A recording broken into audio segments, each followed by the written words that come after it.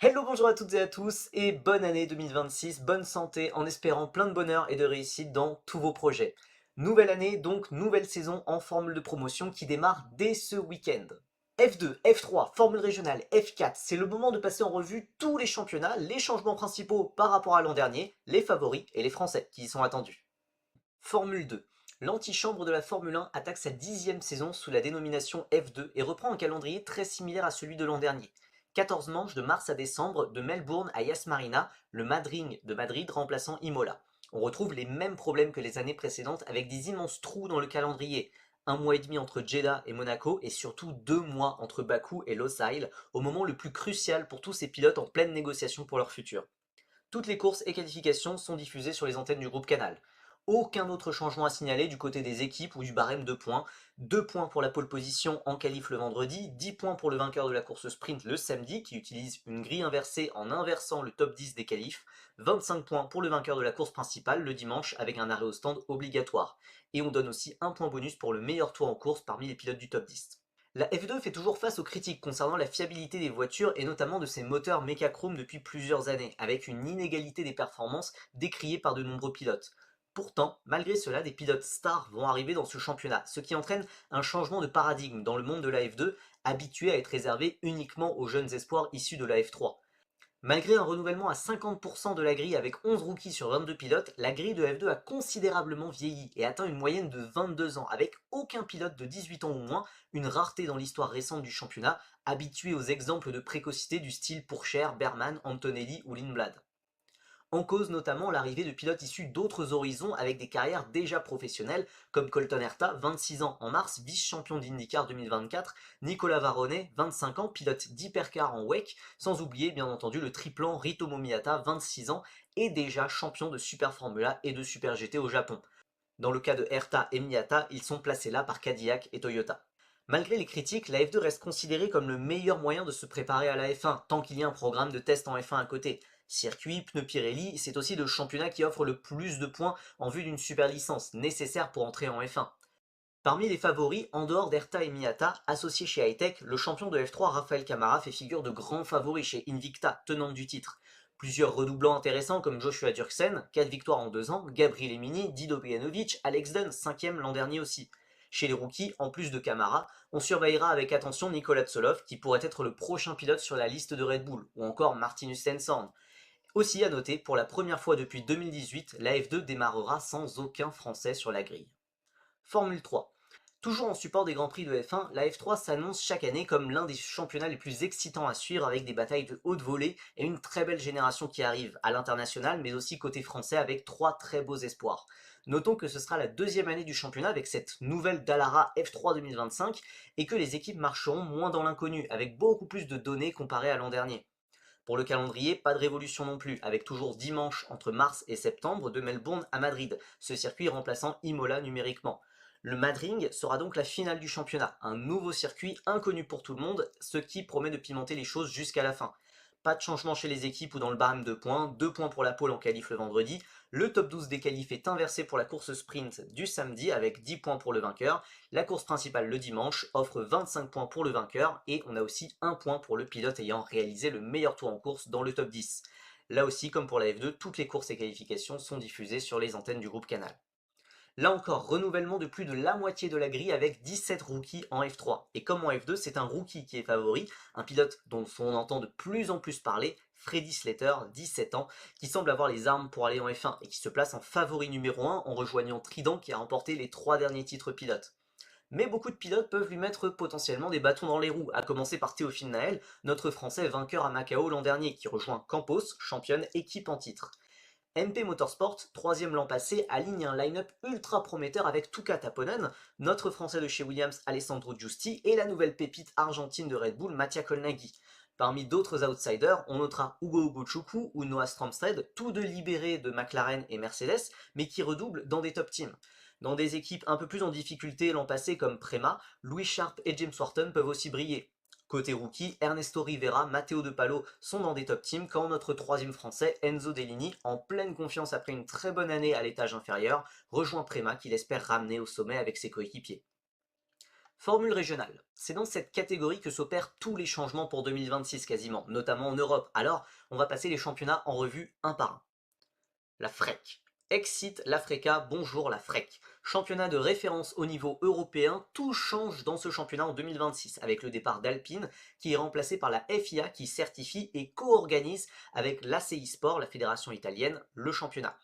Utilisée depuis 2019, la vieillissante Tatus T318 est remplacée par une voiture de nouvelle génération, la Tatus T326, avec un nouveau moteur Toyota et une nouvelle spécification de pneus Pirelli, ce qui promet un challenge très important pour les 10 équipes engagées. À ce niveau-là aussi, pas mal de changements. Saint-Éloque quitte la FREC, tout comme Axel Grand Prix, et sont remplacés par deux équipes déjà présentes en F2 et F3, MP Motorsport, présente dans le championnat jusqu'en 2024, et Rodin Motorsport qui fait ses débuts. Chaque équipe alignera 3 voitures, donc on aura 30 pilotes qui seront présents sur la grille, comme en F3. Au niveau du calendrier, des changements majeurs aussi, même si le nombre de courses reste inchangé à 20. Pour limiter les coûts, on passe de 10 à 8 week-ends de courses entre avril et septembre, Misano et Barcelone quittant le calendrier. On a notamment une manche en France au Paul Ricard le week-end du 19 juillet. Pour garder 20 courses sur l'année, cela veut dire que la moitié des week-ends marcheront sur un système classique de 2 qualifs et 2 courses par week-end, comme les années précédentes, avec qualif 1, course 1 le samedi, qualif 2, course 2 le dimanche. Mais les 4 autres week-ends seront à 3 courses, avec l'introduction d'une grille inversée sur l'une des courses. Cette course supplémentaire aura lieu le samedi en fin de journée et inversera le top 12 de la qualification, et offrira seulement 10 points au vainqueur. Comme en F2 et en F3, 2 points sont donnés pour la pole position, 1 point pour le pilote du top 10 ayant fait le meilleur tour. Normalement aussi, toutes les qualifications et courses seront diffusées sur la chaîne YouTube officielle du championnat. Côté pilote, seul un tiers de la grille a été annoncé pour le moment. Cependant, sauf mauvaise surprise, parmi les favoris au titre, on peut citer les prémas de Kin Nakamura Berta, Sebastian Weldon et Salim Hanna, qui ont tous joué devant en F4 italienne. On peut aussi parler de la Rodin du champion de GB3 Alex Ninovic, ou la R-Race d'Emanuele Olivieri, champion F4 Emirati. Chez les outsiders, on attendra notamment notre champion de France F4 Alexandre Munoz chez Hard Grand Prix, ou encore Yuki Sano, protégé Toyota chez R-Race, ainsi que le vice-champion de F4 espagnol, Ehan Ekemans chez MP. Côté français, en plus de Munoz, on attend aussi Jules Roussel, champion du monde de F4 à Macao, dans une équipe qui reste encore à déterminer, et Andrea Dupé chez Van Amersfoort Racing. Et on peut peut-être espérer d'autres Français encore. Malgré tout, la hiérarchie est difficilement prévisible. Tout le monde repart de zéro, et peut-être que des petites équipes peuvent damer le pion à des équipes plus prestigieuses. Eurocup 3. Série rivale de la FREC, l'Eurocup 3 est son pendant espagnol, co-organisé par la RFEDA, Fédération espagnole, et les équipes fondatrices du championnat, en premier lieu MP et Campos. Le championnat a bien grandi depuis sa création en 2023 et s'apprête lui aussi à vivre sa première grande révolution. La Tatus T318 est délaissée au profit d'une Dallara 326, très similaire à la 324, utilisée en Euroformula Open et en Super Formula Lights au Japon, et qui a reçu de très nombreux compliments de la part des pilotes, avec un spectacle toujours au rendez-vous. Là encore, moteur Toyota, les pneus par contre restent des pneus Hankook, ce qui est parfois l'objet de certaines critiques. 9 équipes seront présentes pour cette 4e saison du championnat, avec l'arrivée de Hightech notamment, mais aussi de Technicar, TC Racing, l'équipe cofondée par le gardien de but belge de football Thibaut Courtois, et Double R Racing. Là encore, Saint-Éloque quitte le championnat, tout comme Alley Racing. Le calendrier a subi des transformations importantes et s'étalera de mai à novembre, la manche d'ouverture ayant lieu au Paul Ricard le week-end du 3 mai, en support de l'European Le Mans Series. On signale les arrivées de Silverstone, du Hungaroring, mais aussi d'Imola, tandis que Assen, Jerez, Spa-Francorchamps et le Red Bull Ring partent. Format similaire à celui de la FREC, avec 50% des week-ends à 2 courses et 50% des week-ends à 3 courses, dont une à grille inversée. Il reste encore une manche à déterminer en août. Toutes les courses, elles, seront diffusées sur la chaîne YouTube officielle du championnat. Côté pilote, un favori se détache malgré le faible nombre de pilotes officialisés. Thomas Strauven, le Belge, a écrasé la F4 espagnole sur sa 2e saison complète et, selon les rumeurs, pourrait même rejoindre Red Bull. On attend d'autres pilotes comme René Lamers, et côté français, nous aurons au moins un représentant, Raphaël Perrard, qui sort d'une prometteuse saison de F4 France. Il rejoindrait Palou Motorsport qui débute un partenariat avec Prema. GB3. Historiquement, la GB3 a toujours été pourvoyeuse de nombreux pilotes de F3. Cependant, 2025 a tourné au fiasco. La nouvelle voiture introduite, la Tatus MSV GB3025, a reçu beaucoup de critiques. Les coûts ont drastiquement augmenté, la grille était moins fournie que d'habitude, et donc les meilleurs pilotes du GB3 vont en FREC, comme le champion en titre Alex Ninovic, preuve du déclassement du championnat. En 2026, la voiture recevra des évolutions aérodynamiques. Le calendrier s'étale d'avril à novembre avec 50% de circuits britanniques et 50% de circuits continentaux, le Red Bull Ring et Barcelone remplaçant Monza et Zandvoort. 8 week-ends de 3 courses au programme avec 2 courses standards avec des points pour le top 20 et 35 points pour le vainqueur, tandis que la course finale à grille inversée inverse le top 12 et donne des points pour le top 15 avec 20 points pour le vainqueur, ainsi que 1 point bonus donné pour chaque position gagnée jusqu'à un maximum de 12. Toutes les courses sont diffusées sur la chaîne YouTube officielle du championnat MSV TV. Le championnat a perdu toutes les exclusivités qu'il avait par rapport aux autres séries de Formule régionale. Les top teams, Rodin et Hightech, sont aussi présentes en FREC et en Eurocup 3, et le circuit de Silverstone figure aussi au calendrier d'Eurocup 3. Bref, le but sera d'enrayer le déclassement de la GB3, et il faudra attendre une grille plus étoffée de pilotes pour savoir vers quoi se dirige ce championnat en 2026. Euro Formula Open, oui oui oui, toujours, toujours là, toujours debout, championnat mort-vivant depuis des années, l'Euro Formula Open continue d'exister dans la douleur sans que l'on comprenne vraiment pourquoi. Le championnat flirte avec la dizaine d'engagés, mais offre des courses quand même très sympathiques à suivre grâce à sa voiture, la Dallara 324. Cependant, de nouvelles équipes pourraient arriver, à tel point qu'on pourrait passer à 15, voire même 20 voitures selon certaines rumeurs. Toutes les courses sont sur la chaîne YouTube officielle du championnat. Il y a encore très peu d'informations officielles sur quelles équipes seront présentes, quels pilotes. On garde néanmoins un très beau calendrier de 8 week-ends de 3 courses d'avril à octobre, Misano remplaçant le Red Bull Ring et la manche au Paul Ricard étant programmée le week-end du 19 juillet. Super Formula Lights. Au Japon, l'antichambre de la Super Formula fait toujours recette avec ses Dallara 324 partagés avec l'Euro Formula. De plus, les formules de promotion japonaises deviennent une alternative moins coûteuse par rapport aux formules de promotion européennes. Plusieurs top pilotes absents des grilles de F3 faute de budget sont notamment attendus sur cette nouvelle saison de Super Formula Lights. 6 week-ends de 3 courses attendent les pilotes de Super Formula Lights de mars à septembre avec Fuji, Autopolis, Suzuka, Okayama, Sugo et Motegi. 2 séances de qualification déterminent les grilles de départ des 2 premières courses. La grille de la 3e course est déterminée par l'ordre d'arrivée de la course 1. Les points sont uniquement offerts au top 6 avec 10 points pour le vainqueur et 1 point pour la pole position. Toutes les courses sont sur la chaîne YouTube officielle du championnat.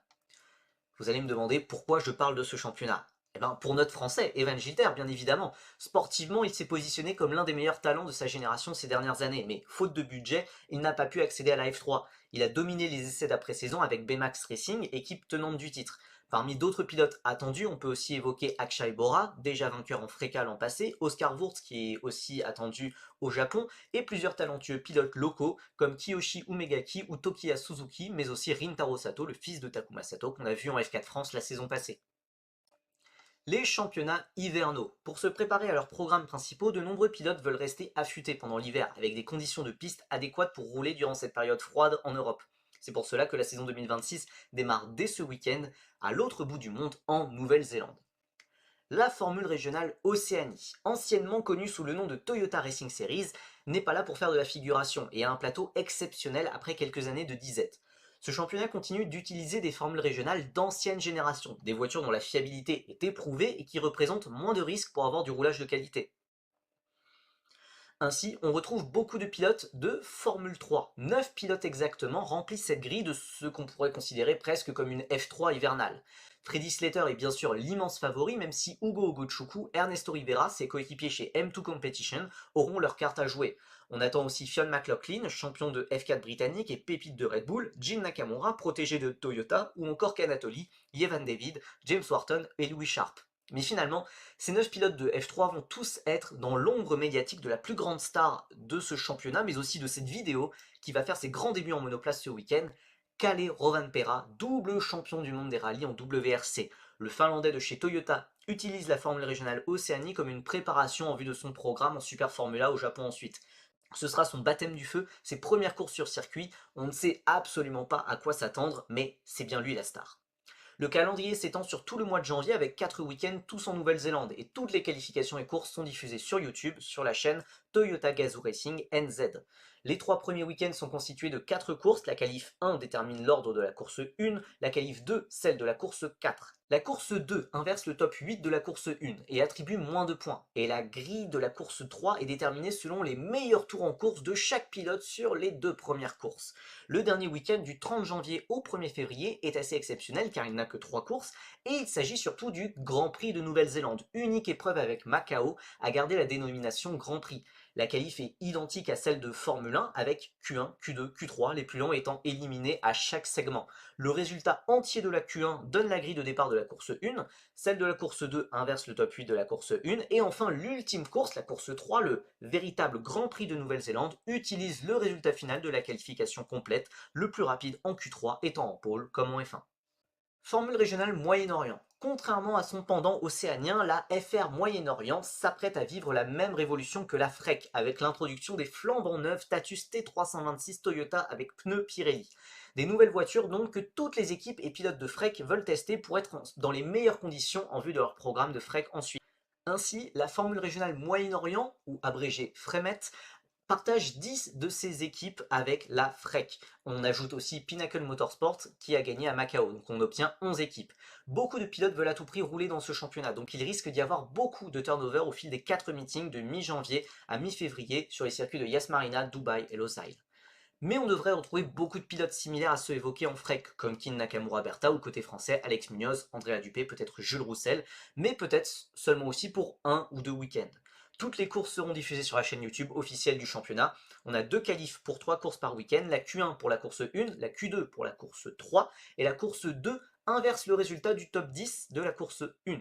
Des points sont donnés au top 12 de chaque course avec 30 points pour le vainqueur, y compris sur la course à grille inversée, et on a 2 points qui sont donnés pour chaque pole position. L'Eurocup 3 Spanish Winter Championship. Autre championnat hivernal, celui-ci prépare l'Eurocup 3 comme son nom l'indique et permettra aux pilotes de ce championnat de s'acclimater à la nouvelle Dallara 326 Toyota avec pneus Hankook, même si quelques chanceux ont déjà pu faire 1 ou 2 jours de test en décembre. Il s'agit d'un mini-championnat de 3 meetings de fin février à mi-mars à Portimao, Jarama, Motorland Aragon. On devrait y retrouver les mêmes pilotes qu'évoqués en Eurocup 3 avec notamment Thomas Strauven ou Raphaël Perard côté français. On pourrait aussi y retrouver d'autres pilotes de F3 qui pourraient se servir de ce championnat comme d'une remise en jambe comme Nicolas Tsoloff l'avait fait l'an passé. Toutes les courses sont diffusées sur YouTube sur la chaîne du Spanish Winter Championship. Formule 4. Enfin, la F4, l'échelon d'entrée à la monoplace, là où tout commence pour des centaines de pilotes de karting. On ne va pas faire tous les championnats, car il y en a trop, pour se concentrer sur les championnats les plus compétitifs. F4 Italie. Historiquement la plus relevée, la F4 italienne semble perdre du terrain d'année en année sur la F4 espagnole. La F4 italienne est composée de 7 week-ends de mai à octobre, auxquels on peut rajouter 3 week-ends supplémentaires de 4, un mini-championnat bonus de juillet à octobre. Le calendrier est assez peu enthousiasmant. Cette année, mais elle mérite de réduire les coûts. On a 2 fois Misano, 2 fois le Mugello, et si on inclut le 4, on a 2 fois Vallelunga et 2 fois Monza. La seule excursion hors des frontières italiennes sera le Paul Ricard en France pour le 4, le week-end du 19 juillet encore. Toutes les courses sont diffusées sur YouTube, la Q1 détermine la course 1, la Q2 détermine la course 2, et la grille de la troisième course est déterminée par le meilleur deuxième tour de chaque pilote sur l'ensemble des qualifications. Pas mal de pilotes sont très attendus dans ce championnat, en premier lieu le redoublant ukrainien Oleksandr Bondarev, très décevant 10e l'an passé malgré un immense palmarès en karting. Le pilote Williams fera face à la nouvelle vague menée par Alp Aksoy, turc de 15 ans, champion de Formula Trophy en décembre, du champion d'Europe de karting en titre, Christian Costoia, espagnol de 15 ans, ou du très fortuné italien Nicolo Macagnani, qui roule déjà en F2 à l'âge de 15 ans. On évoquera aussi Harry Bansal, indien, champion de GB4, ou Noah Killian, champion de F4 australienne. Côté français, on attend notamment Andy Consani, a priori toujours avec le soutien de chez Mercedes du côté de RS Grand Prix. F4 Espagne. De plus en plus, la F4 espagnole s'étoffe et fait de l'ombre à son homologue italien. Le calendrier s'étale d'avril à novembre, passant à Valencia, Portimao, Motorland Aragon, Jerez, Navarra et Barcelone, avec une manche en support de l'Eurocup 3 encore à déterminer en août. La Q1 détermine la grille de la course 1, les deuxièmes meilleurs temps de la Q1, celle de la course 2, qui offre un peu moins de points, 18 points pour le vainqueur contre 25 pour les autres courses, et une deuxième qualif détermine la grille de la course 3. Toutes les courses sont aussi à retrouver sur YouTube.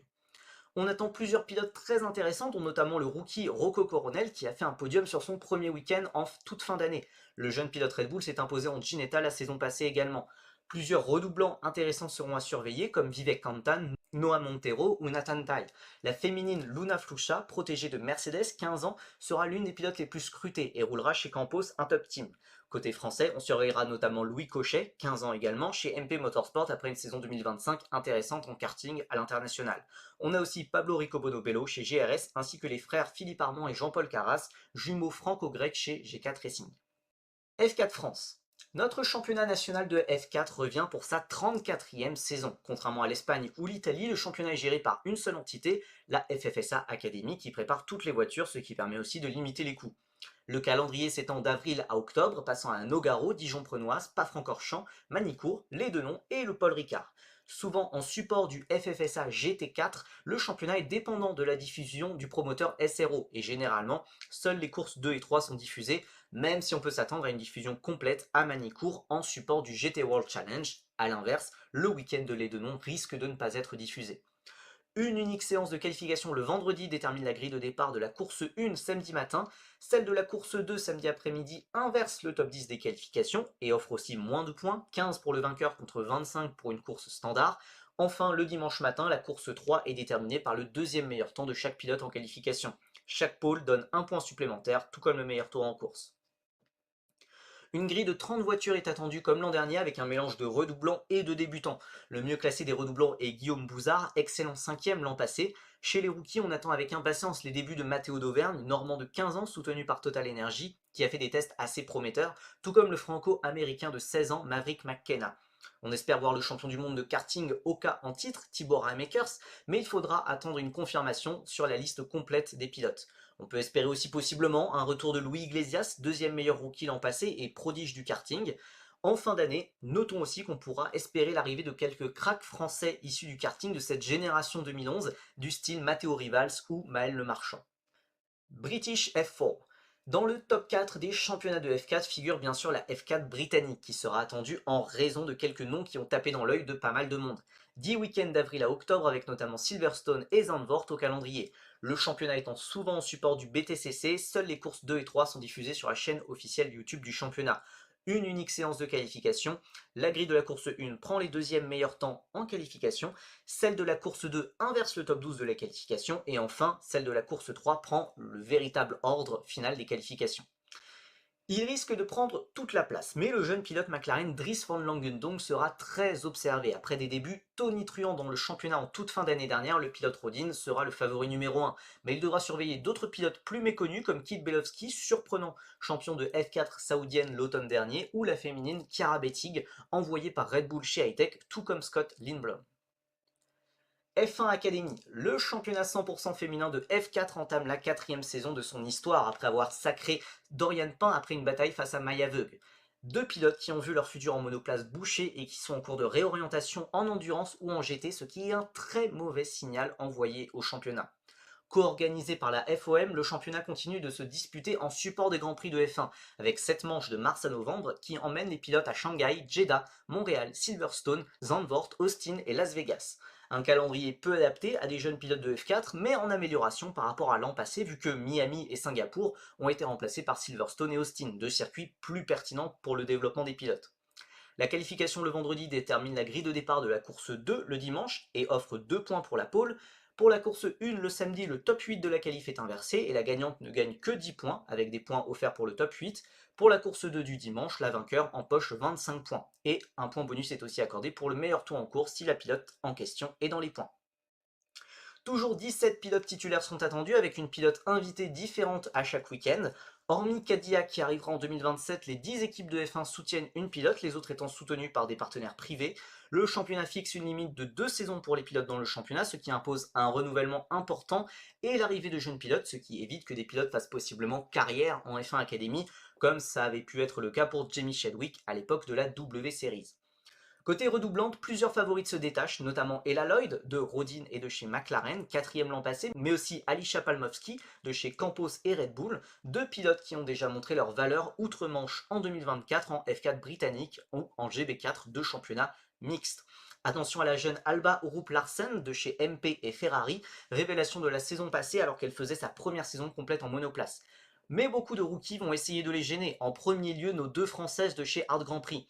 Meilleure féminine de F4 France l'an passé, Lisa Billari a marqué quelques points et sera soutenue par les boissons énergisantes Gatorade. Par contre, sa coéquipière et amie Jade Jacquet, de quelques mois sa cadette, est soutenue par Williams, après une belle progression en F4 France aussi. Ella Stevens, anglaise de chez Rodin et soutenue par McLaren Hexagon, sera aussi à surveiller après d'excellents tests. Championnat hivernaux, là aussi comme en formule régionale, on a une petite collection de championnats hivernaux qui vont bientôt débuter pour parfaire la préparation des pilotes à leur programme principal en Europe. UAE 4, anciennement F4 UAE, puis F4 Moyen-Orient, c'est une énième dénomination pour un championnat de F4 en support de la Formule Régionale Moyen-Orient, qui reprend le même format que son championnat grand frère avec le même calendrier de 4 week-ends. Côté équipe, pas mal de ressemblances attendues avec la F4 italienne, ainsi on devrait retrouver Alexander Bondarev et on l'espère côté français, Andy Consani. Eurocup 4 Spanish Winter Championship, c'est pareil, comme son grand frère, l'Eurocup 3 Spanish Winter Championship, le championnat de 3 week-ends est là pour les équipes et pilotes de F4 espagnols. Peu ou prou, les mêmes pilotes et équipes sont attendus avec notamment Rocco Coronel ou Louis Cochet. Formula Winter Series, souvent confondue avec l'Eurocup 4 Spanish Winter Championship, la Formula Winter Series est aussi globalement basée en Espagne, organisée par un promoteur allemand. Globalement, il regroupe les équipes qui ne sont pas présentes dans les autres championnats hivernaux, ce qui inclut des équipes de F4 italiennes et britanniques, notamment Genzer, Hightech, Rodin, US Racing, Van Amersfoort Racing, entre autres, Campos s'ajoutant aussi à la fête pour y préparer ses pilotes de F1 Academy. On attend notamment Dries Van Langendonk chez Rodin. 5 week-ends attendent les pilotes dans la péninsule ibérique de fin janvier à mi-mars. Merci beaucoup pour votre écoute, j'espère que la vidéo vous aura plu. N'hésitez pas à la liker, à vous abonner et à me dire ce que vous attendez le plus dans cette saison 2026 avec tant de choses à surveiller de la F4 à la F2. N'hésitez pas non plus à me suivre sur Twitter, sur Insta, sur Twitch, sur YouTube, sur TikTok et sur Blue Sky pour continuer à suivre l'actualité des formules de promotion. Moi je vous souhaite à nouveau une excellente année 2026, puis je vous dis à très bientôt. Bye bye.